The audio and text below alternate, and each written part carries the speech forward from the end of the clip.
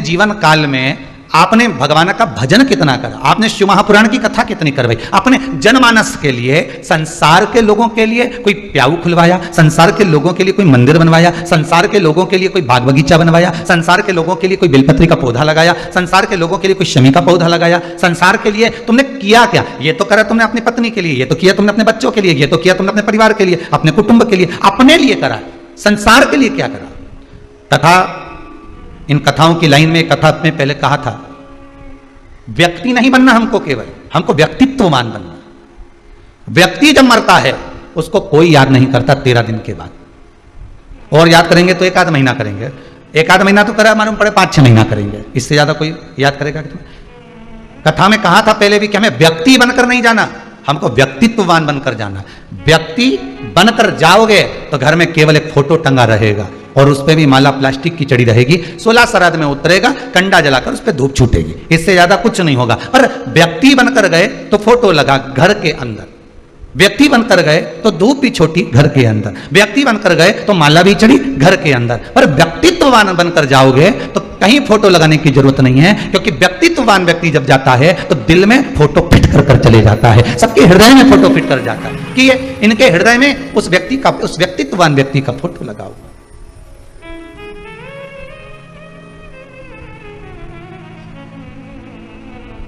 मैं धन्यवाद दूंगा श्री घनश्याम दास जी, श्रीमती उषा जी गांधी, खामगांव महाराष्ट्र को, कि धन का सही उपयोग यही है और मन का भी सही उपयोग यही है। और जितने पूर्वजों के आपने नाम लिखे हैं, मैं तो कहूंगा ये उन्हीं का आशीर्वाद है, उन पूर्वजों का ही, जो आप खामगांव से ऑनलाइन शिव महापुराण की कथा को करवा रहे हो महाराष्ट्र से। जैसे उदर तृप्ति के लिए भोजन जरूरी है, आत्मा की तृप्ति के लिए शिव महापुराण बहुत जरूरी है। अभी इस रुद्राक्ष शिव महापुराण के पहले जो शिवपुराण हुई थी वो व्रत शिवपुराण हुई थी। कई माताओं ने इतने मैसेज भेजे हैं, कई ने व्हाट्सएप पर, कोई ने काय पर लिख लिख कर भेजा, हमें पूजन का विधान मालूम पड़ गया, हमें उद्यापन क्या होता है यही नहीं मालूम था। हम तो सोचे थे कि व्रत को समाप्त कर दो, उद्यापन का महत्व यही है, व्रत की पूर्ण आहुति कर दो, उद्यापन का मतलब यही है। हम तो ये सोचते थे कि कोई अनुष्ठान पूरा हुआ तो उद्यापन कर देना, पर मालूम यह पड़ा कि उद्यापन करने के बाद उस वस्तु पर सील, उस व्रत पर, उस उपवास पर सील ठप्पा लग जाता है कि अब ये तुम्हारा हो गया। हमको ये नहीं मालूम था कि ये व्रत अब हमारा हो गया, हम तो उद्यापन कर देते थे।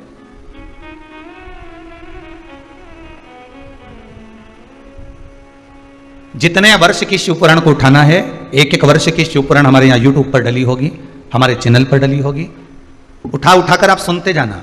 प्रत्येक शिव पुराण में आपको कुछ ना कुछ सीखने को मिलेगा, जो हमारी जिंदगी को संवारने के लिए, जो हमारे जीवन को सुधारने के लिए। केवल माला लेकर बैठे रहे, 2 घंटा 4 घंटा तक जपते रहे, इससे परमात्मा की प्राप्ति का साधन नहीं।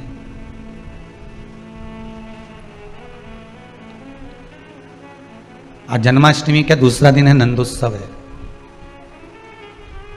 एक बात कहना चाहूंगा आपको, थोड़ा सा भले बुरा लगेगा, पर शायद किसी को अच्छा भी लग सकता है, पर कहने में नहीं चूकूंगा। हमने देखा है माताएं, पुरुष वर्ग अपने घर घर के ठाकुर जी को लेके डलिया में जाते आते रहते हैं, आपने भी दर्शन किया होगा। घुमाओ मना नहीं है, ठाकुर आपका है, आप ठाकुर के हो,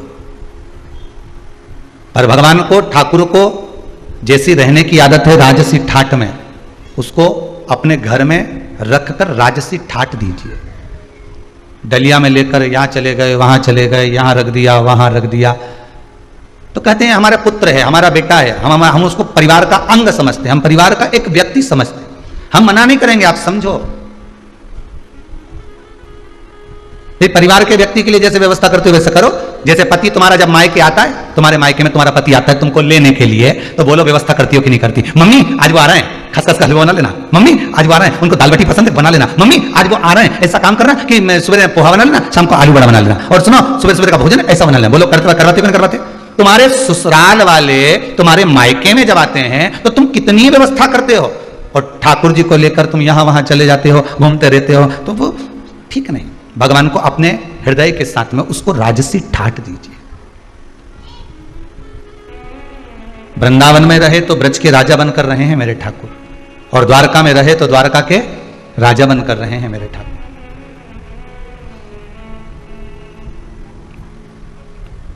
अभी एक बार तो कहा हमने देखा था कहीं पर कि कोई माताएं तो ऐसे राधा कृष्ण थे, उनको एक हाथ में राधा को पकड़ी थी, एक हाथ में कृष्ण को पकड़ी थी और चली जा रही,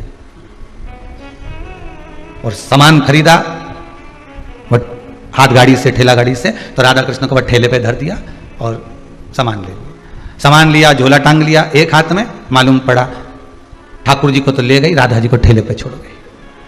फिर याद आया उसको, फिर आई, फिर राधा जी के भी, फिर अभी तक दो हाथ में थे, अब दोनों को एक ही हाथ में उठा लिया।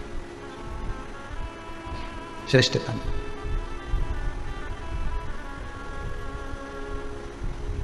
अगर हम ही हमारे ठाकुर को इस तरह से रखेंगे तो जनमानस क्या सोचेगा?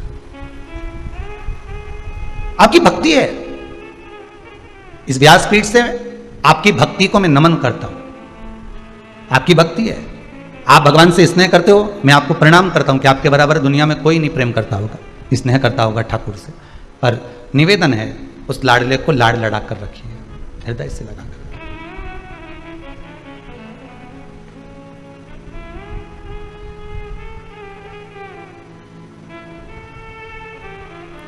और चित्त वृत्ति में अगर वो समाया है तो फिर क्या सोचा? किसी एक माता जी ने पूछा था, क्या शंकर भगवान का शिवलिंग घर में रखना जरूरी है? मेरा पति कह रहा है कि शिवलिंग नहीं रखूंगा, मैं कह रही हूं कि मैंने शिव पुराण सुनी है तो शिवलिंग घर में रखूंगी। बहू भी मेरा साथ दे रही है, बेटा भी मेरा साथ दे रहा है, पर मेरा पति मना कर रहा है। तो हमने उस माता जी से एक ही बात लिखकर भेजी कि आपसे निवेदन है कि अगर आपका पति मना कर रहा है शिवलिंग रखने को तो मत रखो। हृदय में तो शिव है ना, श्वासों में तो शिव है ना, धड़कनों में तो शंकर है ना, रोमावली में शंकर समाया हुआ है। 3.5 करोड़ रोम छिद्र जो ये मनुष्य के शरीर में है, हर एक रोम के अंदर शंकर ही तो है, शिव ही तो है।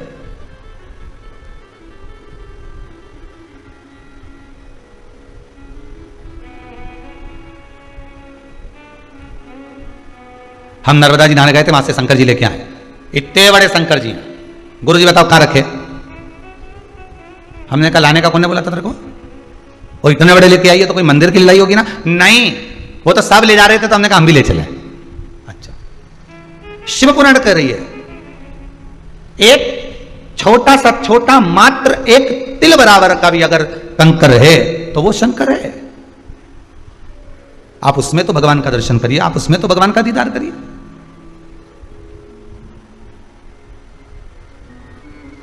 ये जरूरी थोड़ी ना कि हम भगवान को लेकर घूमेंगे तो ही भगवान हमारा होगा, हम भगवान को घर के अंदर बिठाएंगे तो ही भगवान हमारा होगा।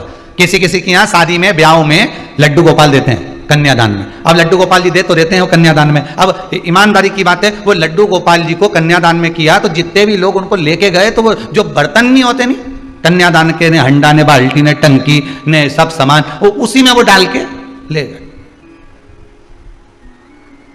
अरे बोलो तो सही है कि गलत है? उसी उनने तो उसको बर्तन समझा, उसी में डाल के ले गए। अब जब शादी हो गई, रिसेप्शन हो गया, 15-20 दिन हो गए, बर्तन का बोरा अभी तक नहीं खुला। 1-1.5 महीना बाद जब बर्तन का बोरा, और अभी भी सास ने कह दिया पड़े रहने दो, इतने तो बर्तन पड़े करेंगे कहा। तब बहू ने कहा हो सकता है हमारी मम्मी ने हमको भगवान दिए तो इसमें पड़े होंगे, जरा देख लेना। मतलब पड़े होंगे, रखे होंगे नहीं, पड़े होंगे, जरा देखो। फिर बर्तन निकाले, उसमें से भगवान निकले। फिर विचार करा, अब हमारे यहाँ तो पहले से बड़ी बहू का भी रखा है, हमारी अम्मा का हाथ का रखा है,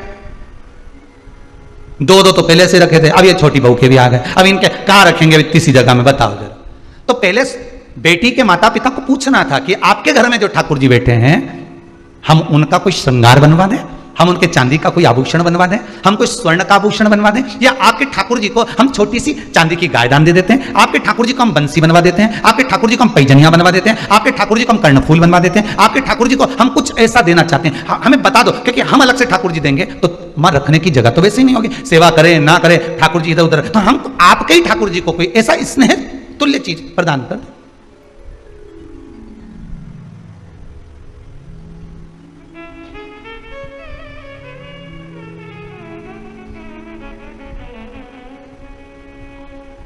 लोग वो बकरी की चाल भेड़ चाल बोलते हैं ना, ऐसे चलते। पहले क्या होता था, जब बुलावा होता था किसी के यहाँ शादी हो, मंडप हो, ब्याह हो, तो उसमें जो गिफ्ट आइटम बंटते थे ना, तो एक जैसा इन्होंने पानदान बांटा, तो पानदान ही चलेगा। एक जगह की शादी में गए वहां पे भी पानदान मिल गया, दूसरे की शादी में गए वहां भी पानदान मिल गया, तीसरे की शादी में गए वहां भी पानदान मिल गया, चौथे के यहाँ गए वहां भी पानदान मिल गया। इतना पानदान घर में इकट्ठा हो गया और अभी तक पेटी में पड़ा है, कहीं कहीं का तो काला पड़ गया।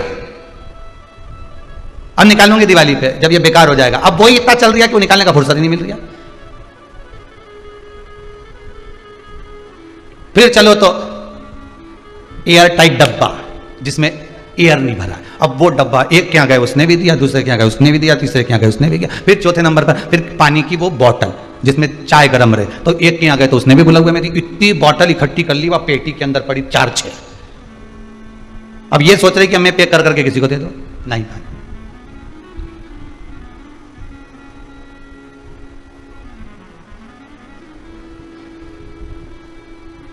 उसको जो अच्छा लगता है वो आप दीजिए। शिव महापुराण की कथा कहती है जो ईश्वर को अच्छा लगे, भगवान को जो अच्छा लगे आप उसको वो दो। भगवान को क्या अच्छा लगता है? भगवान को आपका धन अच्छा लगता है, दौलत संपदा? भगवान को आपकी प्रॉपर्टी अच्छी लगती है? नहीं। भगवान को आपका सोना चांदी हीरा पन्ना कुछ भी अच्छा नहीं लगता। भगवान कहते हैं ये तो सब मेरे चरणों की धूल है, तुम मेरे पास में आते हो, आते काय को मेरे चरणारविंद की रज लेने के लिए। रज मतलब भगवान के चरणों का थोड़ी सी धूल अगर मिल जाएगी तो जीवन सार्थक। मेरे पास क्यों आए हो? मेरे पास तो अगर आए हो कुछ देना चाहते हो तो केवल मुझे दे रहे हो, तो मुझे जो प्रिय है वो दीजिए। तो भगवान को प्रिय क्या है? तो कहा मुझे प्रिय है बस तेरा भजन, मुझे प्रिय है तेरा स्मरण, तेरे हृदय से तू भगवान का नाम ले ले, श्री शिवाय नमस्तुभ्यम बोल ले। बाबा कहते हैं बस मैं तेरा हो गया, तू मेरा हो गया।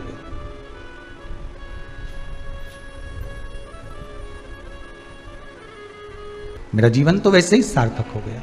उसकी सार्थकता, उसकी आनंदता, उसकी उमंगता आपके चरणारविंद की रज से है, चरणों की रज। ये जरूरी नहीं है कि घर में शिवलिंग होना बहुत जरूरी है। हम तो कहेंगे शिवलिंग है आपके घर में, अच्छी बात है, सेवा करो, चाकरी करो, दर्शन करो, कथा स्मरण करो, पूजन करो, पाठ करो। शिवलिंग लाने का मन है आपका तो हम तो करबद्ध हाथ जोड़कर निवेदन करेंगे कि शिवलिंग भी लाना तो ऐसा लाना कि जिस पर कोई वस्तु आप समर्पित कर दें तो उसको पा लें। जैसे नर्मदेश्वर शिवलिंग, नर्मदा जी के जल से निकला हुआ शिवलिंग ऐसा होता है कि उस पर कुछ भी चढ़ाकर आप खा सकते हो, कुछ भी समर्पित कर कर आप पा सकते हो। बाकी के जितने शिवलिंग हैं नर्मदेश्वर को छोड़कर, उनको अगर कोई वस्तु टच हो गई तो उसको आप पा नहीं सकते।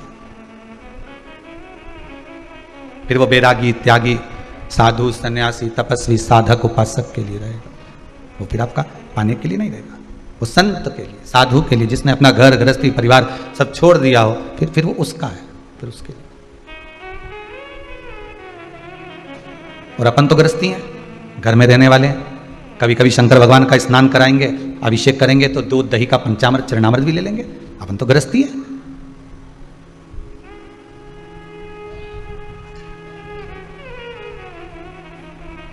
गृहस्थाश्रम में रह रहे हैं तो भगवान का चढ़ा प्रसाद हम पा सकते। पर नर्मदेश्वर शिवलिंग, इसलिए भगवान भूत अधिपति भूतेश्वर भगवान शंकर को जो भोग लगाया जाता है, सामने थाली रख दी जाती है सम्मुख में बाबा के सामने, स्पर्श नहीं हुआ है उसका, दूर रखिए, उसको आप पा सकते हो। यदि स्पर्श हो गया तो फिर किसी साधु को, किसी सन्यासी को, किसी तपस्वी, किसी साधक, किसी उपासक को दिया जाए जिसने अपना घर परिवार सब छोड़ दिया। रुद्राक्ष शिव महापुराण की कथा चल रही है। भगवान के आंख से आंसू क्यों गिरा, बात वहां पहुंचना। तब रुद्राक्ष का पौधा उत्पन्न होगा, तब जाके रुद्राक्ष उत्पन्न होंगे, 1 मुखी से लेकर 14 मुखी तक। फिर उसका वृतांत वर्णन कई कई जगह पर देखने को मिलता है कि इतना बड़ा रुद्राक्ष, उस पर शेषनाग भी बना है, उस पर शिवलिंग भी बना है। तो ये हमको दिया था, बहुत महंगा लेकर आए। तो ये रुद्राक्ष पर शिवलिंग नहीं होता, शिवलिंग की आकृति शंकर खुद अपने आप बनाता है, उसको घिस कर या सांप को छील कर या बनाकर ये नहीं बेचा।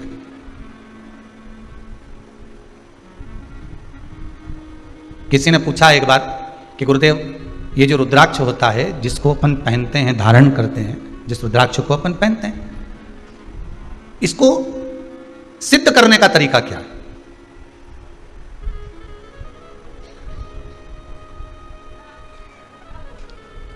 अच्छा, सिद्ध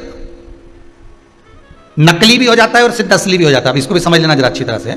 प्लास्टिक का जो रुद्राक्ष होता है, नकली जो रुद्राक्ष होता है, सिद्ध वो भी किया जाता है, लोग अब सिद्ध करते हैं उसको। और असली का जो रुद्राक्ष होता है उसको भी सिद्ध करते हैं। तो कहा महाराज जी दोनों में अंतर क्या है?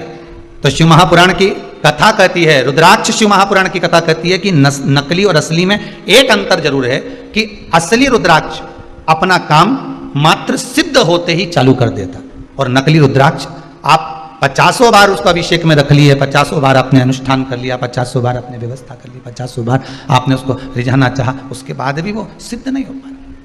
4 दिन अगर उसने अपना असर दिखा दिया तो 5वें दिन वापस वो डाउन हो जाएगा। ये नकली है।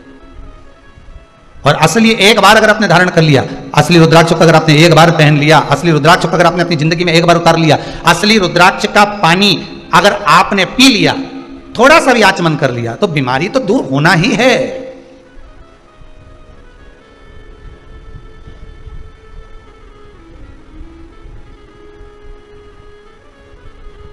नकली और असली में अंतर यही है। असली रुद्राक्ष को तो सिद्ध करने का एक ही तरीका, जो 14 मुखी तक रुद्राक्ष का जो मंत्र दिया गया है, उस मंत्र का स्मरण करो, उस मंत्र का जाप कर लो, उस मंत्र का भगवती स्मरण कर लो। और अगर वो भी नहीं कर सकते तो क्या लिखा है शिव महापुराण में?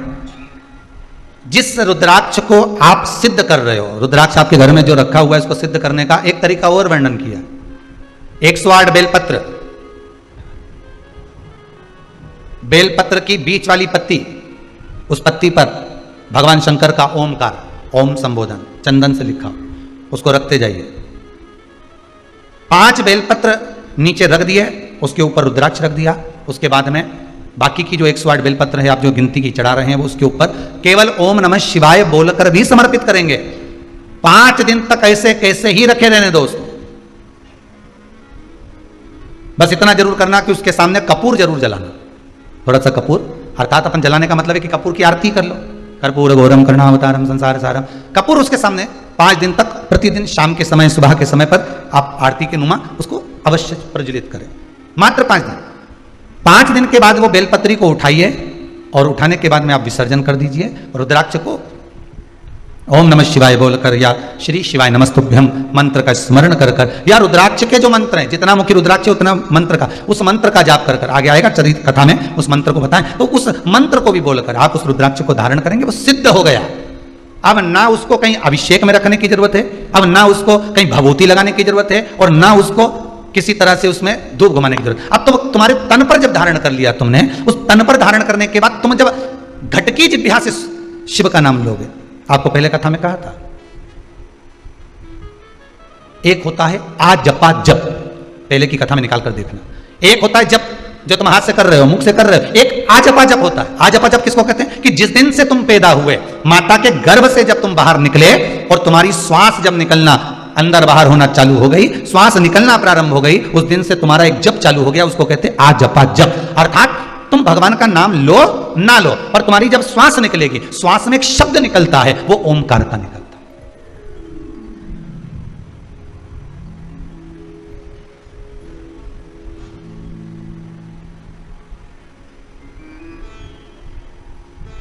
अब एक बार कथा में कह दिया कि ये श्वास निकली है तो इसमें शब्द भगवान का निकला है, तो कहे रात को जो सोते हैं और घुर्राटा भरते हैं उनका क्या होगा? है? रात को सोए और घुर्राटा भर रहा है, तो वो भी तो श्वास निकल रही है। तो हमारा निवेदन है, कभी कभी शंकर भगवान रुद्र रूप भी ले लेते हैं, ये तो रूप पर आधारित है, कभी कभी शिव रुद्र रूप पे। महाराज आज अपजप में यही होता है। आजपा जप में आपको मंत्र नहीं बोलना पड़ते, आजपा जप में आपको नाम नहीं लेना पड़ता। आजपा जप तो जिस दिन से हम पैदा हुए, जिस दिन से हम भगवान की भक्ति में डूबे हुए, जिस दिन से हम पैदा हुए हैं, उस दिन से जो श्वास चल रही है वो आजपा जप ही है, वो आजपा जप।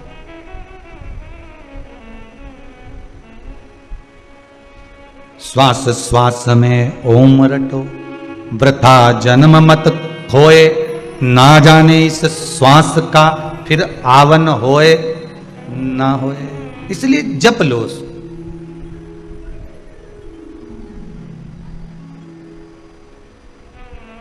तो रुद्राक्ष जब हम गले में धारण कर लेते हैं,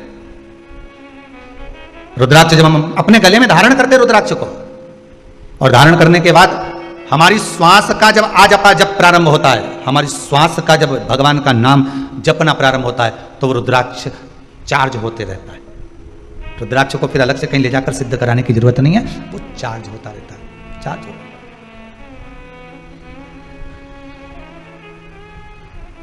फिर उसको सिद्ध कराने की कहीं जरूरत नहीं पड़ेगी, फिर वो चार्ज हो रहा है अपने आप, अपने आप चल रहा है।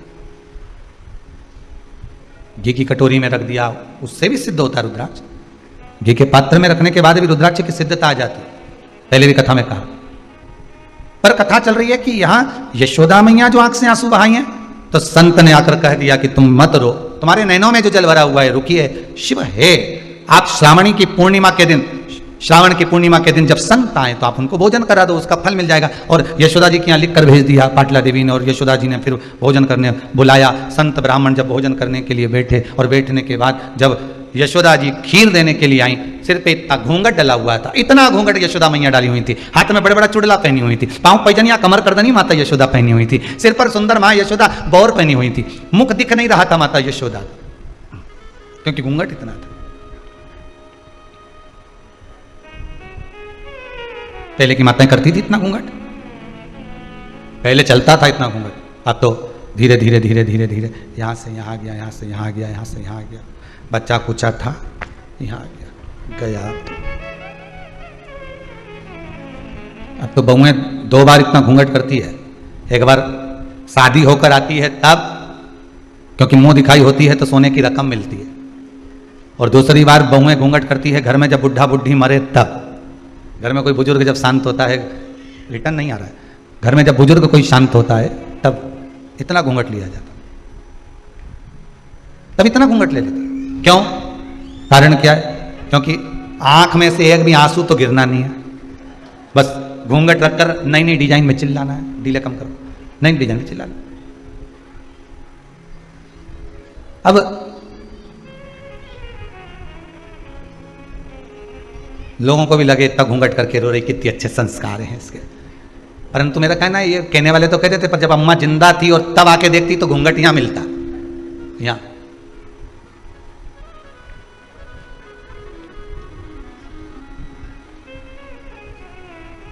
कभी कभी रोने का तरीका भी बदल जाता है। एक व्यक्ति कथा में जाकर बैठा, और बैठते से ही जो रोना चालू करा उसने, तो महाराज जी भी चक्कर में पड़ गए कि मैंने रोने की कोई कथा ही नहीं बाची, जब उन्होंने रोने का कुछ बोला ही नहीं तो ये रो क्यों रिया के। और 1 घंटा हुए तो रो ले, यहाँ तो 3 घंटा लगातार रोए जाए रोए जाए रोए जाए रोए जाए। तो कथा जब पूरी हो गई, अक्षतम केशवम हो गया, तब महाराज जी ने उसको अपने पास में बुलाया, भैया इधर आओ जरा। हाँ महाराज जी बोलिए, ये बताओ, हमने कथा में कोई रोने की बात तो बोली नहीं, तो तुम इतना क्यों रो रहे थे? और थोड़ा बहुत रो रहे चल जाए, तो अल्लाह अल्लाह के रो रहे, चिल्ला चिल्ला के, तुम इतना क्यों रो रहे थे? अरे महाराज जी हम तुमको क्या बताएं। महाराज जी बोले नहीं बताओ तुम तो क्या बात किया। महाराज जी बात इतनी सी है, हमारे पास में एक पाड़ा था, तो वो 3 घंटे तक टटर टटर करता रहा, आखिरी में भी जिंदा रिया ही नहीं, मर गया। हमको भी रोना इसलिए आ रहा कि तुम भी 3 घंटे से पाड़े जैसे टटर कर रहे हैं। अब हमें टेंशन ये है कि पाड़ा निपट गया, कहीं तुम नहीं निपट। तो जो नहीं समझे आंसू की कीमत, जो नहीं समझ पाए कि आंसू है क्या, वो तो लगे कि पाड़ा और महाराज की शादी क्या कि 3 घंटा टटर कर।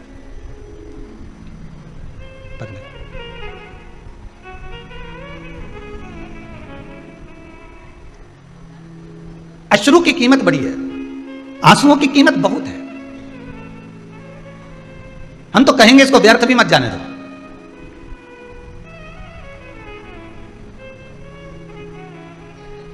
रो तो उस परमात्मा के लिए रो, संसार के मनुष्य के लिए रोना उत्तम नहीं है। रो तो उसके लिए रो जो दुनिया के लिए कुछ कर कर गया, जो स्वयं खा खा के जोड़ जोड़ के खुद का ही मर गया, उसके लिए क्या रोना। ना राम नाम लीनो तूने भरी जवान, चुल्लू भर पानी में डूब के मर जा। अब इतने बड़े शरीर को तो कुआं भर के पानी चाहिए जब मरे, या कहीं की नदी भरी हो तब मरे। इतना भी पानी नदी में हो तो भी नहीं मरे, इतना बड़ा मनुष्य कहीं मरे। तो इनने तो कह दिया कि तू डूब के मर जा रे चुल्लू भर पानी में। तो बहुत घंटों तक विचार करा, तब समझ में आया कि चुल्लू भर पानी में डूब के मरने का इसलिए बोला कि जो भगवान का भजन नहीं करता, जो कभी कथा सत्संग नहीं सुनता, जो कभी भगवान की भक्ति में नहीं रमता, अपने लिए जी जी के मर जाता है, वो अगला जन्म कीड़े का पाता है, और कीड़ा चुल्लू भर पानी में डूब के मर सकता है। इसलिए कहा कि तू डूब के मर जा रे। अरे बोलो तो, जितने लोग आस्था पर कथा सुन रहे बोलो जरा, तो डूब के मर जा रे चुल्लू भर। अब इतना सा पानी में कीड़ा मर सकता है। जो भगवान की भक्ति से दूर है वो कीड़े के तुल्य है। जो भगवान के भजन से दूर है वो कीड़े के तुल्य है, कीड़े के तुल्य।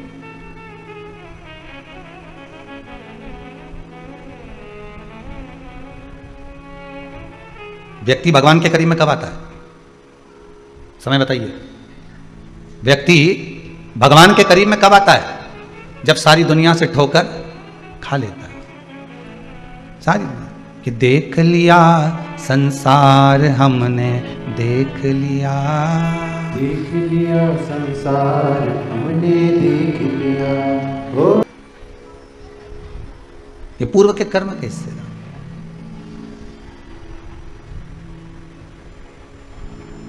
और जब ये कुछ ले रहे हैं तो अपना ही तो लेकर जा रहे हैं, स्वयं का। रो किसके लिए रो? आंसू भी बताते हैं कि रोना है तो उस परमात्मा के लिए कि मुझे कब मिलेगा वो।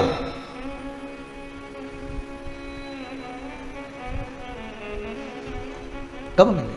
सुन लो मेरे श्याम सलोना, तुमने ही मुझे पर कर दिया टोना, कर दिया टोना। मेरी अखियां तुम्हीं से लड़ी, बिहारी जी मैं कब से खड़ी, तेरी अखियां हैं जादू भरी, बिहारी जी मैं कब से। बस रुदन हो तो उस परमात्मा से एक बार मिलने का, एक बार उससे मिलन हो जाए बस। कई लोग, अभी तो लॉकडाउन चल रहा है, तो लॉकडाउन के चलते कुबेरेश्वर धाम पर अभी किसी को आने का तो वर्णन नहीं करते, पर कई लोग आ भी जाते हैं। और आ जाते हैं तो उनके कईयों के नैनों में जब जल रहता है तो पूछने में आ जाता है, क्यों रो रहे हो? कोई दुख है क्या आपको? नहीं। शरीर में कोई कष्ट है क्या आपको? नहीं। फिर क्या हुआ जो नैनों से जल बहा रहे हो? बस 2 साल से कथा सुन रहे थे, कब से मन में लगी थी कि जाना है, बस इस भूमि पर पांव पड़ गया तो नैनों में अश्रु भर गए। ये खुशी के हैं, उससे मिलन की आस थी और वो परमात्मा मिला। और हम तो कहेंगे बाबा विश्वनाथ से प्रार्थना करेंगे, जैसे कुबेरेश्वर धाम में आने वालों को आप मिल जाते हो और वो खुश हो जाते हैं, ऐसे ही एक बार कभी स्वयं उनके घर पहुंचकर भी मिल जाओ कि मैं आया हूं तेरे दरवाजे पर, मैं तेरी चौखट पर।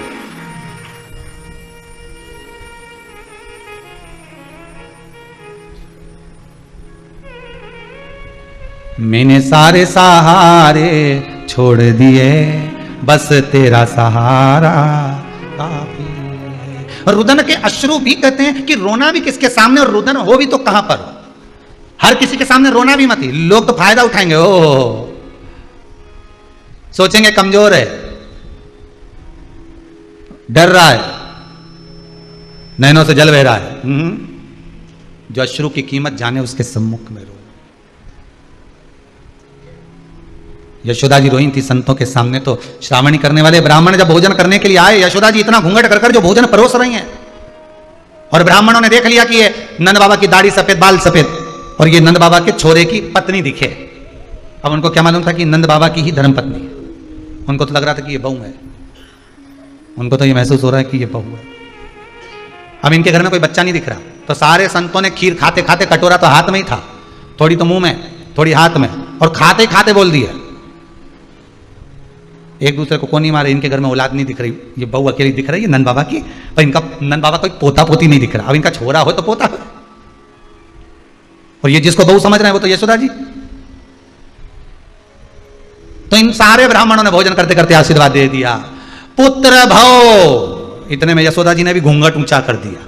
जो घूंघट ऊंचा करा तो सारे संत एक दूसरे को कोनी मार कर कहे, ई का भी बाल धोला है, ये भी बुढ़िया है। आपने गलत फहमी हो गई। इतने में नंदराय जी बोले, बाबाओं आप आशीर्वाद दे रहे हो पुत्र होने का, 60 का और 55 की, अब बताओ पुत्र कहां से आएगा। अब संतों भी बेचारे फंस गए आशीर्वाद देके, तो उन्होंने कहा हमारा आशीर्वाद गलत नहीं हो सकता, कहीं से भी आएगा, पर तुम्हारे घर में तो आएगा। अब कहीं से भी आया, पर इनके घर में आया। और संतों का आशीर्वाद कितना विचित्र होता है वो भी देख लीजिए। यशोदा जी के घर में हुई थी लड़की, पर कहा था पुत्र भाव, तो आधी रात को चेंज भी हो गया। चमत्कार सा हो गया, लोगों हो गई बात निराली। रात ही रात में नंद बाबा की दाढ़ी हो गई काली। ना जाने किस ऋषि मुनि ने धागा हाथ लपेटा, कि नंद घर अनहोनी हो गई, बेटी हो गया बेटा। ये चमत्कार नहीं तो और क्या है।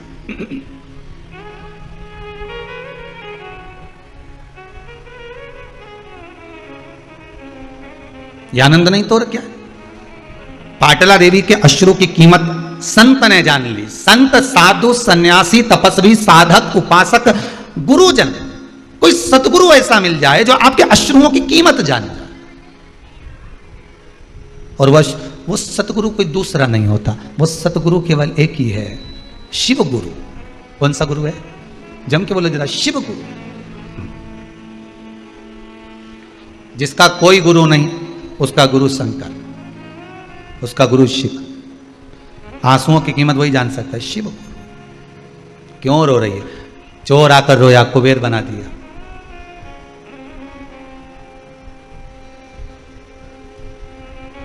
गोष्मा की आंख में आंसू था, बेटा जीवित कर पहुंचा दिया। अश्रु देखिए। ब्राह्मण रोए दूषण नाम के राक्षस के लिए, महाकाल प्रकट हो गए।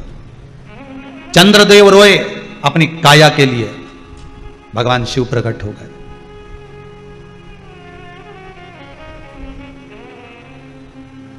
ब्राह्मणों ने तप साधना करी, दारुक नाम के राक्षस को मारने के लिए शिव प्रकट हो गए। अश्रु की कीमत कोई नहीं जान सकता, केवल शंकर के सिवा। आंसू बहाने वाला आंसू पहुंच सकता है।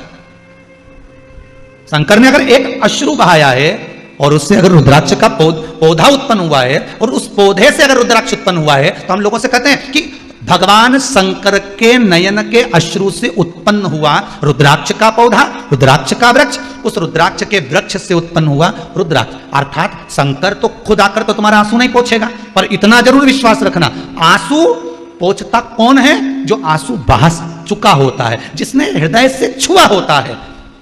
वो कहते हैं ना, दिल की गाथा दिल वाला ही जाने, हृदय की गाथा हृदय वाला ही जानता। जिसके हृदय को ठेस पहुंची होगी, दूसरे के हृदय को ठेस पहुंचने वाले की वाणी को वो समझ जाएगा, जान जाएगा। शंकर भगवान को कितनी हृदय में ठेस पहुंची होगी वो भी देख लीजिए जरा। उमा चली गई, सती जिसको ले जाकर भगवान शंकर ने कुंभज बाबा की यहां कथा सुनवाई, वो सती मैया अपने पिता के घर में प्राणों को त्याग दिया। विचार करिए कितना दुख होगा। सग्गा ससुर अपमान कर रहा है, कितना दुख होगा, जरा विचार करिए। जिसका हृदय भीतर से रोया होगा, वही सामने के रोने वाले के आंसू पोंछ सकेगा। शंकर जी के नैन अश्रु से उत्पन्न हुआ है रुद्राक्ष का पौधा, रुद्राक्ष के पौधे पर उत्पन्न हुआ है रुद्राक्ष। रुद्राक्ष अगर आपने धारण कर रखा है, तो क्या वो आपको रोने देगा? जम के बोलिए जरा, रोने देगा? नहीं, क्योंकि रोने वाला जो पूर्व में रो चुका है, जिसकी अश्रु गिरे हैं, वो ये पहुंच सकता है आपके आंसुओं, आपके आंसुओं को वही पहुंच सकता है।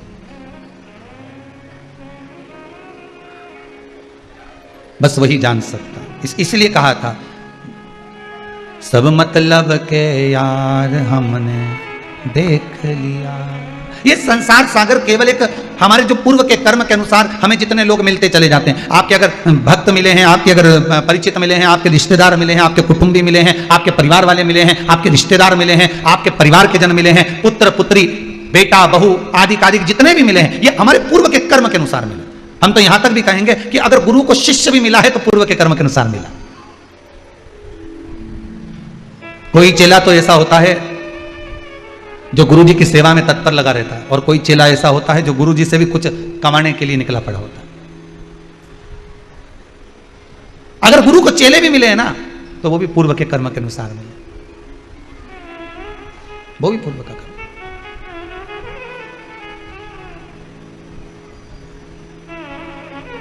रुद्राक्ष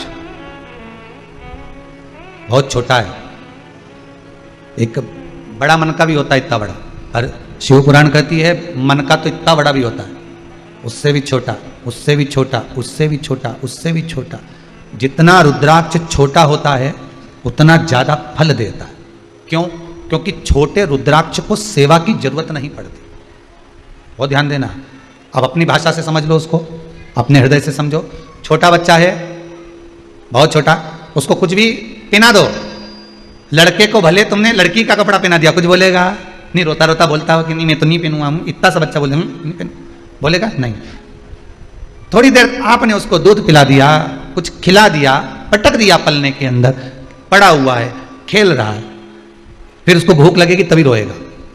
जितना छोटा होता, छोटे बच्चे को इतनी सेवा की जरूरत नहीं पड़ती। जब वो बड़ा होते चले जाता है और मां कहे ले ये चड्डा पहन, नहीं पहनूंगा, मेरे को जींस चाहिए।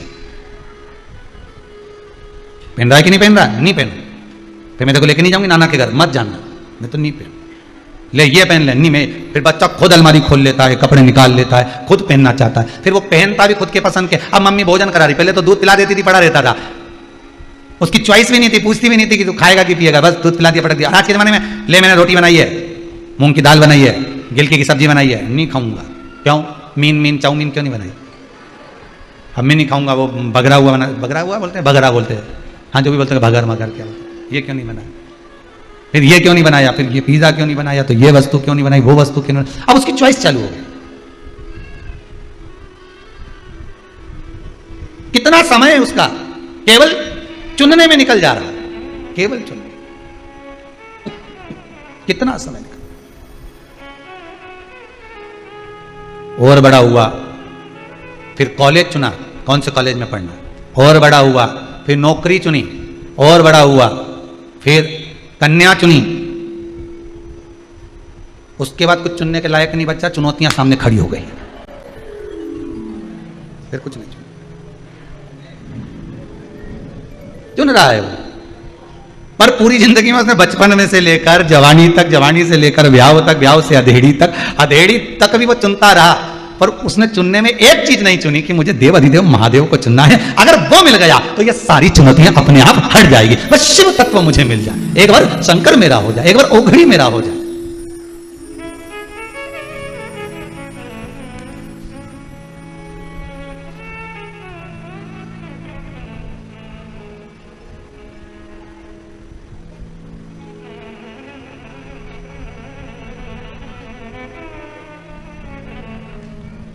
चुनौतियां खड़ी है सामने, पर शिव तत्व अगर हमारे पास में है, शंकर हमारे पास में, तो रुद्राक्ष जितना छोटे से छोटा होगा, जितना छोटा होगा, बच्चा जितना छोटा होगा, उसको उतनी सेवा की जरूरत कम पड़ेगी। बस ये है, छोटा होता है तो संभालना ज्यादा पड़ता है। बोलो सही है कि गलत है? छोटा है तो उसको संभालना पड़ेगा। उसी तरह रुद्राक्ष जितना छोटा होता है, उसमें जब धागा पिरो, सोने का तार डालो, चांदी का तार डालो, तो वो उसको संभालना ज्यादा पड़ता है। बड़ा रुद्राक्ष होगा तो अब धागा इतना मोटा मोटा, लोग गोप, काली गोप, लाल गोप उसमें डाल देते हैं, तो वो बड़ा है तो सहनो, पर छोटा है अगर वो, तो उसको संभालना पड़ेगा। जितना छोटा रुद्राक्ष होता है उतना फल देता है, सेवा नहीं चाहिए उसको, उसको सेवा की बहुत कम जरूरत पड़ती है। शिव पुराण कहती है जितना बड़ा रुद्राक्ष होता है, जितना बड़ा रुद्राक्ष होता है,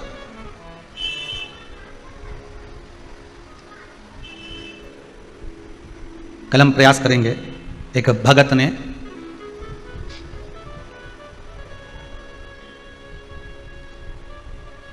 बेंगलोर से रुद्राक्ष भेजा है, कल अगर प्रयास रहेगा बहुत बड़ा बनाकर भेजा।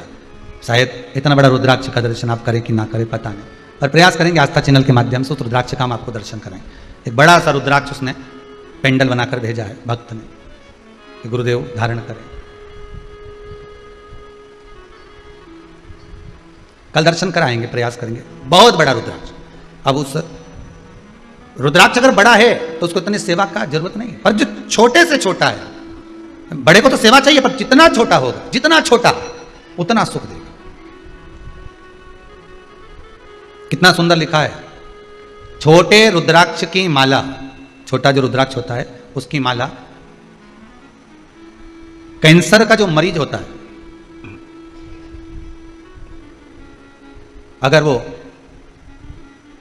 फर्स्ट स्टेज का कैंसर भी है, छोटे रुद्राक्ष अगर अच्छे हैं, 3 मुखी से लेकर 5 मुखी, 7 मुखी, 9 मुखी, 11 मुखी छोटा रुद्राक्ष मिल जाए, उसकी माला अगर पानी में डाल दी जाए और उस पानी को वो मन का ही डाल दो, उसी का पानी थोड़ा थोड़ा कैंसर के मरीज को सुबह दोपहर शाम श्री शिवाय नमस्तुभ्यम का जाप कर कर, पंचाक्षर ओम नमः शिवाय का जाप कर कर, शंकर शिव का नाम लेकर, महाकाल बाबा का नाम लेकर, विश्वेश्वर विश्वनाथ का नाम लेकर, केदारेश्वर का नाम लेकर, 12 ज्योतिर्लिंग का स्मरण कर कर अगर वो आचमन करना प्रारंभ कर दे तो कैंसर रोग में भी आराम मिलना प्रारंभ हो जाता।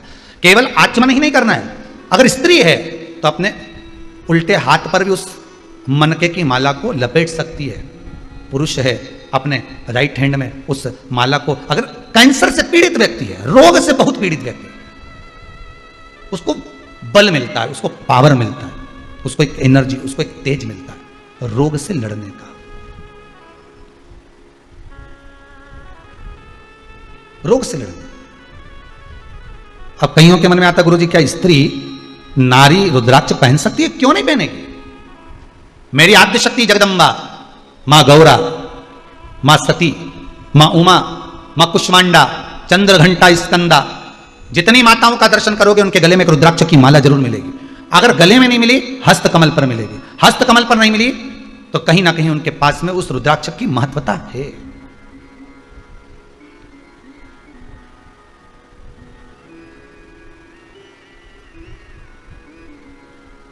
बस एक अंतर है, तुलसी की माला हम पहनते हैं तो उसमें मन के कितने होते हैं?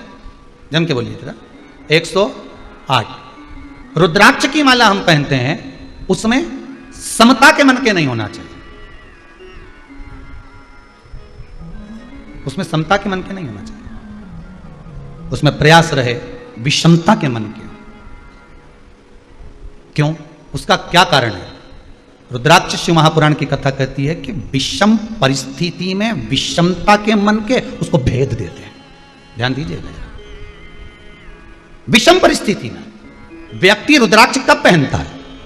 व्यक्ति रुद्राक्ष की माला कब धारण करता है? व्यक्ति रुद्राक्ष कब पहनेगा? अरे बोलो तो, जब उसको कोई तकलीफ आती है, महाराज जी बताओ मेरे को तकलीफ है, क्या करूं? 7 मुखी रुद्राक्ष पहन ले, मेरा व्यापार नहीं चल रहा, 7 मुखी पहन ले, मेरे को ये शरीर में कष्ट हो रहा है, घुटने दुख रहे हैं, कमर दुख रही है, 5 मुखी पहन ले, मेरे यहाँ संतान नहीं, 9 मुखी पहन ले, मेरे यहाँ ऐसा हो गया 11 मुखी पहन ले, ब्लड प्रेशर गड़बड़ हो गया 12 मुखी पहन ले। तो ये रुद्राक्ष कब व्यक्ति पहनता है? जब उसको कुछ कष्ट होता है, मतलब विषम परिस्थिति है उसकी विषम परिस्थिति है, तब वो रुद्राक्ष धारण कर रहा है। तो विषम परिस्थिति में विषमता के ही रुद्राक्ष उसका भेद कर देते, उसको भेद देते।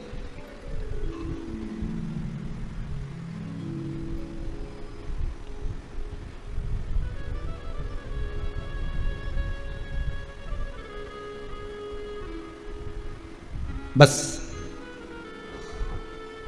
समता और विषमता में एक अंतर और देख लीजिए। चक्रव्यूह किसको घेरा था? जम के बोला, अभिमन्यु। कौन गया था अंदर? अभिमन्यु। प्राण छूट रहे हैं, भीष्म पितामह की आंख से आंसू बह रहे हैं, इशारे में पूछ लिया, तुझे ये चक्रव्यूह में घुसना किसने बताया था?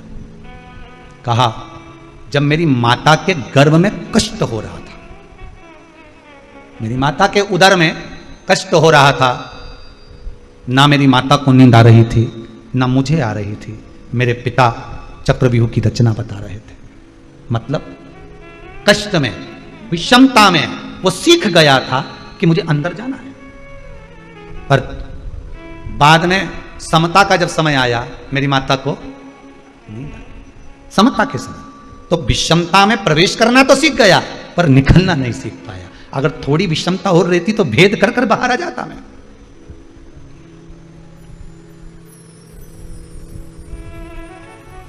भेद कर कर मैं बाहर आता। हमारे यहां पर 3 रोटी खाओ तो घर की माताएं कहती थोड़ा आधा टुकड़ा और लेना पड़ेगा, 3 तिगाड़ा काम बिगड़, लो जरा इतना सा टुकड़ा और लो। अच्छा, रसगुल्ला खाते समय तो नहीं बोलती कि तुमने 3 खाया, एक और लो। या सुनार की दुकान पर 3 आइटम लिए हों और मां बोल दे कि नहीं 3 तिगाड़ा, या तो एक और दिलाओ, नहीं तो एक कम का तो बोलेगी नहीं, एक और दिलाओ। मतलब शंकर जी के जितने काम है वो जल की जो पात्र रखा रहता है जलाधारी, वो भी 3 पाए, ब्रह्मा विष्णु महेश, ठीक है।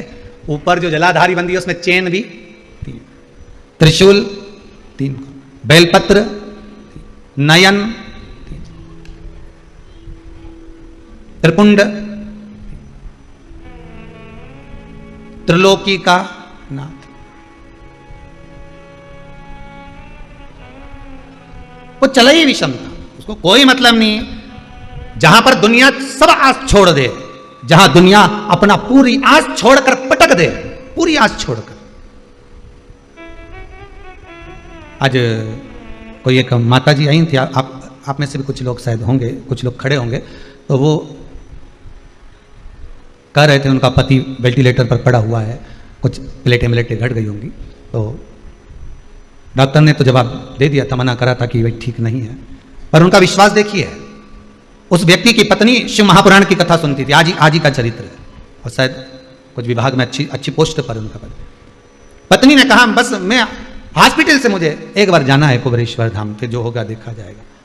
आप में से कोई खड़ा होगा तो उसको मालूम होगा कि वो शब्द थे उनके कि हम 1 किलोमीटर दूर ही रह गए थे और डॉक्टर ने फोन कर कर कहा कि अब अच्छे होने की आस बढ़ गई है। मतलब वो त्रिगुणाकार है, वो त्रिकालदर्शी है, वो त्रिलोकी का नाथ है, वो कैलाशी, वो अविनाशी है। विषम परिस्थिति में विषमता में रहने वाला ही काट सकता है, समता में नहीं। डनलप के गद्दे पे सोने वाले को कह दो कि रात्रि को तुम्हें चौकीदारी करना है, करेगा? अरे बोलो तो सही। पर कांटों पे सोने वालों को कह दो कि आओ यार नींद भी तो नहीं आ रही, जग लूंगा, कर लूंगा, ठीक है। विषम परिस्थिति में रह रहा था तो कर लूंगा। जिसने जिंदगी में कभी नीम का रस नहीं पिया, करेले का जूस नहीं पिया, जरा सा भी कड़वा खाए ही नहीं, और उस व्यक्ति को कह दो कि अब तुम्हारा स्वास्थ्य गड़बड़ चल रहा है, तुम्हें तो करेले का जूस पीना ही पड़ेगा, कि मर जाऊं पर नहीं पीऊं, तो मर जाऊं पर नहीं पीऊं, या करेले का जूस नहीं, और पिला भी दिया जबरदस्ती तो नहीं पीऊं, मर जाऊं पर नहीं पीऊं। शिव पुराण की कथा कहती है। इसलिए ये जो समय चक्र है ना, ये मनुष्य का जो समय चक्र चलता है ना, ये दोनों चीज दिखाता है, सुख भी दिखाता है, दुख भी दिखाता है। सम परिस्थिति भी दिखाएगा तो विषम परिस्थिति भी दिखाएगा, वो विषमता भी दिखाएगा कि विषमता में हमें जीना कैसे है। पहले खूब रसगुल्ला खा लिया, पेड़ा खा लिया, बहन क्या गए थे राखी मनवाने के लिए तो 2-2 4-4 सोन पापड़ी भी खा गए। अब तो क्या शुगर हो गई, अब कुछ नमकीन हो तो दे दो। नमकीन तो है पर तला हुआ मत दो, ब्लड प्रेशर है, वो भी नहीं चाहिए। अब पहले तो खूब खाया, मतलब सुख का जो समय था, समता का जो समय था, उसमें भोग तो बहुत करा। अब विषम परिस्थिति आई है तो उसमें थोड़ा सा निर्वाह करना सीखो, मत खाओ थोड़ा सा मीठा। पर गुरुजी शरीर तो मान जाए, पर जाका क्या करूं? या ये 2 तोला की है नहीं, टर टर करे, बस यही गड़बड़ करे। इतनी सी तो धरी है, पर क्या स्वाद चाहिए, क्या बस यहीं तक का स्वाद है। इसके बाद तो लड्डू, पेड़ा, गुलाब जामुन, इमरती, भजिया, पकौड़ा सब नीचे जाके भेला हो गया, मिक्स वेज। अंदर जाके तो सब है स्वाद। कितनी देर का? बस ये जो 2 तोला की दिया नहीं, बस इसी 2 तोला का स्वाद है, बाकी का किसी चीज का स्वाद नहीं, बस यहीं तक का। इतनी देर में तो क्या जोरदार दही बड़ा बना, पर कल्ला ज्यादा हो गया जी बात। मतलब स्वाद भी लेते जा रही है तो ये 2 तोला की हिलती भी जा रही है, तल्ला ज्यादा हो गया। गुलाब जामुन तो अच्छी बनी, पर अंदर अंदर गुठली रह गई, ऊपर से काली काली गायब हो गई, सफेद सफेद रह गई स्वाद। ये 2 तोला की बहुत गड़बड़ है। बोल मेरी जीवा हरी हरी, 10 भोजन पान करे और राम नाम में मरी मरी। बोल मेरी जीवा, अभी भी नहीं बोली हरी हरी कि मरी मरी।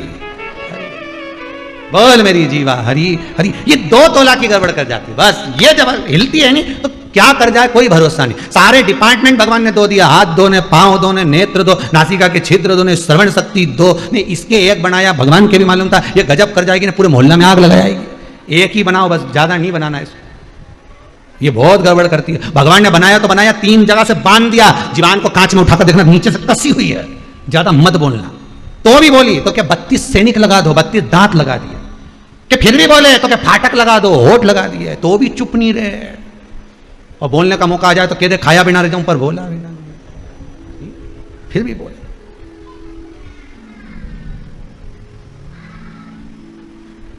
एक दिन जिभ्या ने दांतों से कहा, तुम मेरे 32 भाई हो, तुम मुझे कभी मत काटना हो, मैं तुम्हारा हमेशा साथ दूंगी हो। 32 भाइयों ने हाथ जोड़ के किया, बेन जिभ्या हम तो नहीं काटेंगे, पर तू हमारा ध्यान रखना रही हो, तो किसी से आड़ी टेढ़ी मत किया जाए, नहीं तो एक में 32 की 32 धनी पड़ जाएगा। हम तेरा ध्यान दे रहे, तू हमारा ध्यान देना। तू एक शब्द बोलेगी ना, उन्हें एक दिया धड़के ने 32 नहीं पिट के लगा। कहीं नहीं बचे अभी मुंडा में, सोफा सेट ही पूरा गाया। भगवान ने सागौन की चौखट दी और क्या साजड़ के लगाता फिर हो गया, तो क्या बचा। अब विषम परिस्थिति में विषमता के मन के ही आपको काम कर जाएंगे, शिव विषमता के। इसलिए भगवान शंकर के चरणारविंद का रस तत्व यदि मिला है तो सुख मिलेगा ही। विषम रुद्राक्ष भी विषमता के समय को काट देता। कभी कभी अगर रोग घेर भी लेना तो एक बार प्रयास जरूर करना, रुद्राक्ष का पानी पी कर देखना। कभी अगर रोग घेरे भी ना तो रुद्राक्ष का पानी बहुत फलदायक है। आंसू गिराया है जिसने, वही आंसू आपके पहुंच सकता है। जो रोया है वो आपको रोता हुआ नहीं देख सकता। कि प्रेम जब अनंत हो गया, रोम रोम संत हो गया।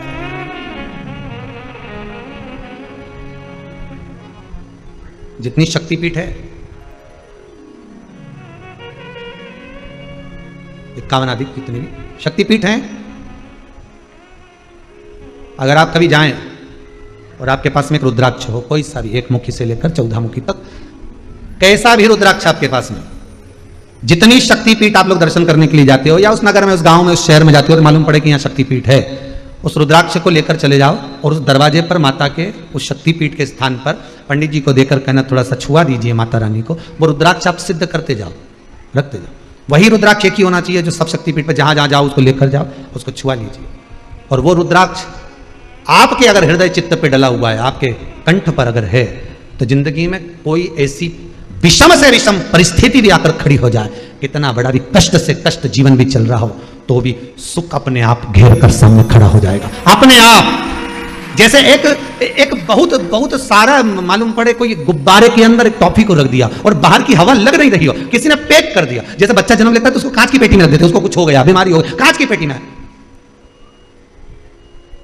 एक बल्ब जला देते हैं, अंदर जो भी प्रकाश होता है उससे उसको तपन होती है, उसका शरीर सही होता है। बस वही रुद्राक्ष आपको घेर लेता है। जैसे रुद्राक्ष गोल होता है वो आपको चारों तरफ से घेरा हुआ है, कष्ट आने ही नहीं दे सकता। शक्तिपीठ पर क्या है, क्या है शक्तिपीठ पर? भगवान शंकर जी की, भगवान शिव, मेरे ओघड़ी मेरे भोलेनाथ की अर्धांगिनी माता सती के शरीर के टुकड़े जो भगवान नारायण ने सुदर्शन चक्र से करे हैं, वो एक एक टुकड़ा शरीर का, एक एक अंग जहां जहां गिरा है वही शक्तिपीठ है।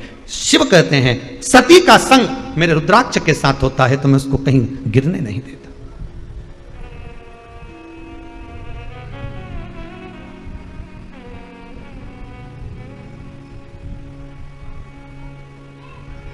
मैं उसको कहीं गिरने नहीं देता।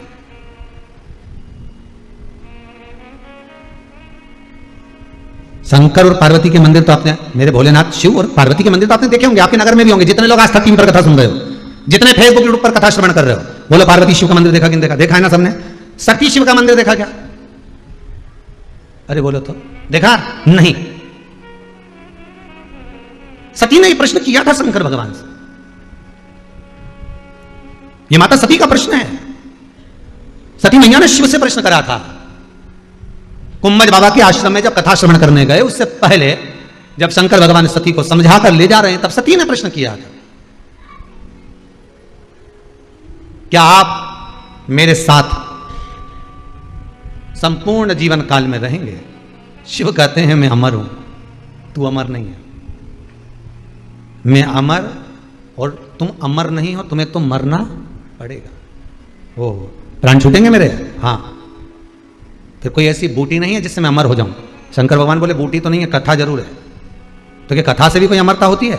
शंकर भगवान बोले मनुष्य जब पैदा होता है तो उसको ये 2 कटोरे दे दिए जाते हैं अमृत पीने के लिए कि इन्हीं अमृत को पीना और उस अंदर जाएगा तो तू अमर हो जाएगा। अब पी लो तो अच्छी बात। फिर भी चलते चलते सती ने शब्द कह दिया, मान लो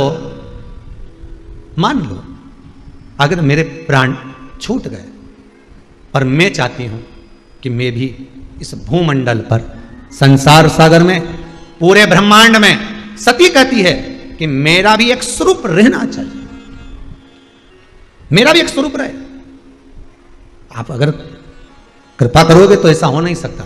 शंकर भगवान ने कहा सुनो सती, ना जाने कितने तुम्हारे जन्म हुए हैं और आगे भी जाकर तुम्हारे ना जाने कितने जन्म होंगे। सती की योनि से छूटोगी तो कोयल बन जाओगी, क्योंकि यज्ञ के कुंड में कूद कर समाप्त होगी तो कोयल का जन्म लेना पड़ेगा।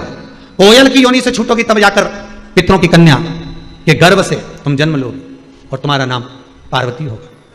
ठीक है, पार्वती आपके साथ रहे, घर घर मंदिर मंदिर देवालय देवालय में पार्वती शिव की पूजन हो, क्योंकि मेरा ही एक स्वरूप है। पर मैं चाहती हूं मेरा नाम, मेरा संबोधन, मेरा शब्द प्रत्येक भूमंडल पर चले। तब शिव ने कहा बोलो तो तुम चाहती क्या हो? सती के शब्द हैं,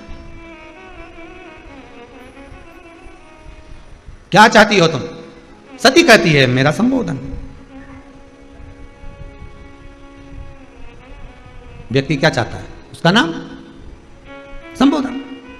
शिव जी ने वर दे दिया, सती चलो मेरे साथ कुंभज ऋषि की आश्रम कथा सुनने के लिए। मैं तुम्हें वर देता हूं सती, मृत्यु लोक में भूमंडल पर जितनी नारियां, कन्याएं, स्त्रियां जन्म लेगी, उसमें एक अंश सती तुम्हारे सातित्व का रहेगा। नारी में एक अंश तुम्हारे सातित्व का रहेगा। जो पति की निंदा नहीं सुन पाई और अपने प्राणों को त्याग दिया, तो नारी में एक अंश सती का रहता है। इसलिए स्त्री को कई बार कहते हैं कितनी सातित्ववान है, कितनी सती प्रिया है, कितनी सातित्ववान है। सती का अंश कब देखा जाता है? स्त्री के स्वरूप में। जब कोई उसके पति की निंदा करे, बुराई करे, अपशब्द कहे, उसके पति पर जब उंगलियां उठाई जाए, हस्तक्षेप किया जाए, ताने दिए जाए, तब सती जैसे पति पिता के सामने जाकर खड़ी हो गई। अपनी बहनों को नहीं गिना, कि माता को भी नहीं देखा, पिता से, जिस पिता ने सम्मुख में खड़े होकर अपशब्द कहे, सती उनसे कहती है मैं अपने पति के लिए आपको भी नहीं देखूंगी, पर कर कुछ नहीं सकती हूं, क्योंकि तुम मेरे पिता हो, तुम मेरे जनक हो, तुम मेरे जन्मदाता हो। अगर आज बेटी अपने पिता पर अग्नि का प्रहार कर दे तो दुनिया क्या कहेगी पिताजी? सती खड़ी रही। चाहती तो माता सती सब कुछ नष्ट कर देती, पर सुन ना सकी पति की निंदा, इसलिए खुद ही भस्म हो गई। सती का सातित्व है।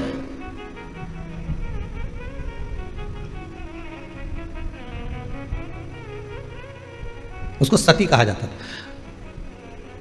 अब तो ये प्रथा बंद हो गई, पर पहले प्रथा चलती थी, आप लोगों को मालूम होगा। पति के प्राण छूटे, पत्नी लाल चुंदड़ी ओढ़कर गोदी में शीश रख बैठ जाती थी, दादी रानी सती। दादी रानी सती ऐसी ना जाने कितनी सतियों का व्याख्यान। तो कहा इनमें सातित्वता कहां से आती थी? वो सती कि सातित्वता कहां से प्रकट हो जाती थी? शंकर खुद वर दिए हैं स्त्री को, नारी को। स्त्री को वर है शंकर भगवान का। अर्ध नारेश्वर शंकर है, अर्ध नारेश्वर, आधा उनका भाग स्त्री का है। शिव ने स्वयं वर दिया स्त्री को।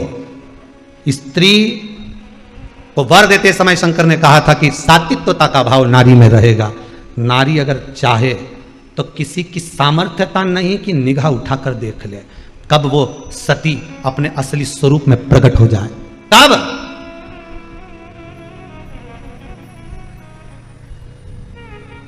आज अपने बच्चों को, आज अपनी बेटियों को पढ़ाने के साथ में, विद्या के साथ में अपनी बेटियों को एक संस्कार और दो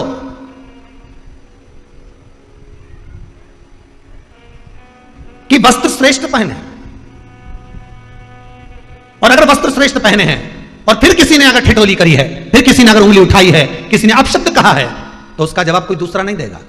उसका जवाब आपको सती बनकर देना पड़ेगा। सती का मतलब यह नहीं कि भस्म होकर, भीतर से रोकर, अपने आप को तोड़कर, नहीं। सती ने संवाद कराए, दक्ष प्रजापति के सम्मुख में खड़ी हुई है सती। सामर्थ्यता किसकी है? जो आपको निगाह उठाकर देख ले। सामर्थ्यता किसकी है? जो आपके ऊपर कुछ बोल दे, संबोधन कर दे, कोई वाक्य कह दे। सामर्थ्यता किसकी? किसकी सामर्थ्यता? आप में वो बल होना चाहिए, सात्विकता का। शिव कह रहे हैं तो सती मेरा वर है तेरे लिए, मेरा वर है सती तेरे को, और मैं तुझे वर देता हूं। तू चाहती है ना तेरे एक अंश रहेगा नारियों में। रुद्राक्ष शिव महापुराण की कथा चल रही है भाई। एक एक संबोधन को बड़े ध्यान से सुनना। ऐसी रुद्राक्ष शिव महापुराण की कथा सुनने को मिली ना मिली वो पता नहीं, परंतु जीवन को संवार देगी ये रुद्राक्ष शिव महापुराण कथा। जैसे व्रत शिव महापुराण की कथा गई, उससे पहले अन्य कथाओं का अपन ने श्रवण करा, वैसे ही ये रुद्राक्ष शिव महापुराण की कथा, ऐसे ऐसे तत्व इसमें छुपे हुए हैं, उसको निकालना है रुद्राक्ष के माध्यम से। उन तत्वों को निकालना है हमको।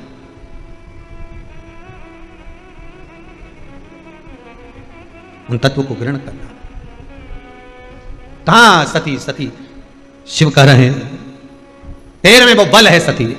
मृत्यु लोक में जो स्त्री, मृत्यु लोक में जो कन्या, मृत्यु लोक में जो नारी, मृत्यु लोक में जो स्त्री जाएगी, उसको तेरा एक अंश दिया जाएगा, तेरा एक अंश दिया।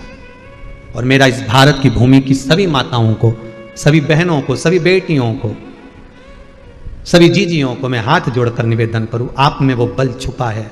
किसी की सामर्थ्यता नहीं कि कोई आप पर दृष्टि डाल दे, किसी की सामर्थ्यता नहीं कि कोई आप पर उंगली उठा दे। बस आप सती का भाव अपने भीतर रखिए, सात्विकता अपने भीतर रखिए।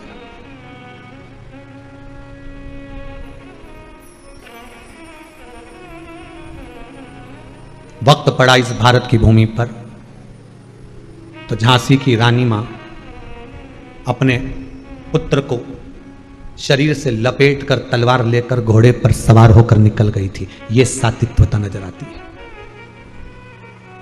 माता अहिल्या पूरे इंदौरी में, पूरे मालवा क्षेत्र स्वयं थी।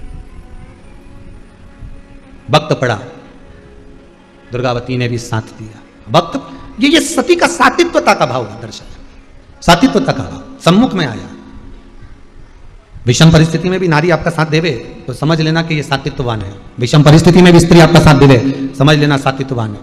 और मालूम पड़े पति को थोड़ा सा भी दुख आया, कर्जा ज्यादा हो गया, कुछ भी नहीं, और पत्नी माई के जाके बैठ जाए, समझ लेना सम परिस्थिति है। बड़ा कठिन, बड़ा विचित्रम। थोड़ा थोड़ा समझिए, आया है बुरा वक्त, थोड़ा दिखाने के लिए आया। बुरा वक्त आता है और एक का नहीं सबका आता है। समय आएगा पर वो कुछ सिखाने के लिए आएगा, कुछ सीख देने के लिए आएगा। सीखना हमको है, समझना हमको है। पिछली कथा का याद कर लो। अपनों में छुपे गिरों को पहचानना और गिरों में छुपे अपनों को पहचानने के लिए बुरा वक्त आता है। हमें अपनों को, अपनों में छुपे और गिरों में छुपे अपनों को पहचानना है कि बुरे वक्त में ही दिखाई देंगे ये अपने हैं कि नहीं है, ये पराए हैं कि नहीं। रुद्राक्ष शिव महापुराण की कथा कर रही है।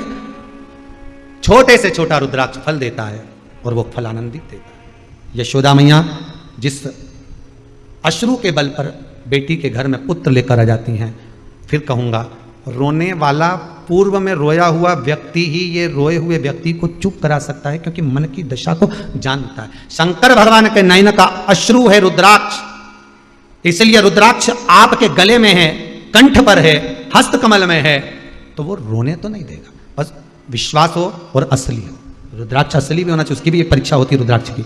रुद्राक्ष असली कैसा होता है? कोई कितना ही ISI मार्क लगा कर दे दे, पर उसकी भी एक परीक्षा होती है रुद्राक्ष, पर परीक्षा में पास भी होना चाहिए। तुम्हारी भी एक आधा परीक्षा होना चाहिए। इतने साल से शिव पुराण सुन रही है, शंकर की हुई कि नहीं हुई, देखिए तो एक आधा परीक्षा हो सकता है, कभी कोई एक आध कथा परीक्षा पे ही बाज दें अपन, आपने कहीं भरोसा है, शिव पुराण है। परीक्षा तो कितनी दी, परीक्षा ली माता सती ने, परीक्षा दी माता पार्वती ने, माता उमा ने परीक्षा दी है। एक आध कथा कहीं परीक्षा पर भी हो सकती है आने वाले समय में, कोई भरोसा नहीं हो।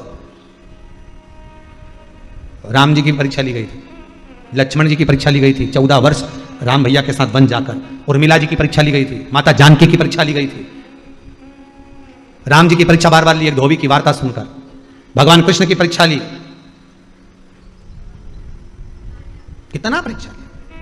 अब रुद्राक्ष शिव पुराण कह रही है कि अश्रु वही पोछेगा जो अश्रु में भींगा हुआ, और शंकर रुद्र है, रुदन भी शिव है, और वही रुद्राक्ष गले में जब धारण होता है, वही रुद्राक्ष जब शरीर पर आता है तो वो भी विषम परिस्थिति से अश्रु को पोंछ देगा। वही रुद्राक्ष, उसका स्मरण, उसका केवल एक, हम तो यहां तक कहेंगे 14 मुखी रुद्राक्ष, एक मुखी से लेकर 14 मुखी रुद्राक्ष के मंत्र भी दिए हैं। अगर गले में आप रुद्राक्ष नहीं भी पहन सकते तो उन मंत्र का भी जाप कर सकते हो। कई लोग कहते हैं एक मुखी रुद्राक्ष होगा तब फल मिलेगा, नहीं, एक मुखी रुद्राक्ष का मंत्र ही जप लो, फल मिल जाना चालू हो जाएगा। जितना एक मुखी रुद्राक्ष फल देगा उतना एक मुखी रुद्राक्ष का मंत्र फल देगा, पर जपना, उसको स्मरण करना, उसका स्मरण करना चाहिए।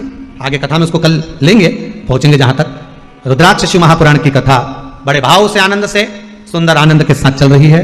बहुत बहुत साधुवाद श्री घनश्याम दास जी और श्रीमती उषा गांधी जी को, जो खामगांव महाराष्ट्र से ऑनलाइन इस शिव महापुराण की कथा को करवाकर संपूर्ण विश्व का कल्याण कर रहे हैं। रुद्राक्ष को जानने का मौका मिल रहा है, रुद्राक्ष कैसे पहनना है उसका मौका मिल रहा है, रुद्राक्ष का जल कैसे ग्रहण करना है उसका मौका मिल रहा है। उसको सुनो और अपने जीवन को उतारो।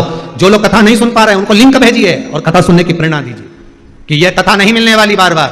अपने जीवन को सार्थक बनाइए, अपने जीवन को धन्य बनाइए। आज की रुद्राक्ष शिव महापुराण की कथा विराम की ओर ले रही है। आप